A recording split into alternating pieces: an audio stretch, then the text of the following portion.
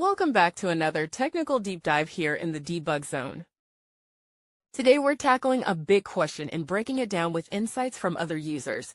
Hopefully this clears up some misconceptions and helps you get the answer you need. So buckle up, stay a little curious, and let's jump right in.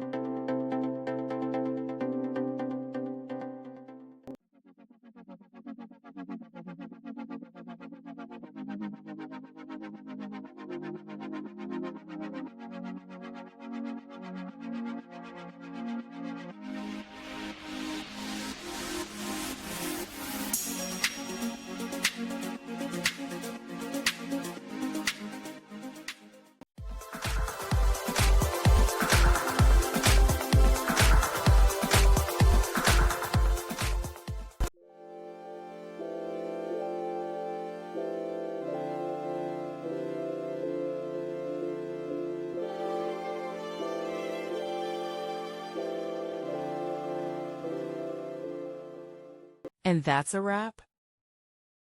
I hope you found the answer you were looking for. If you did, take a second to hit that subscribe button. It really helps out. And let me know in the comments which solution worked best for you. See you next time in the debug zone.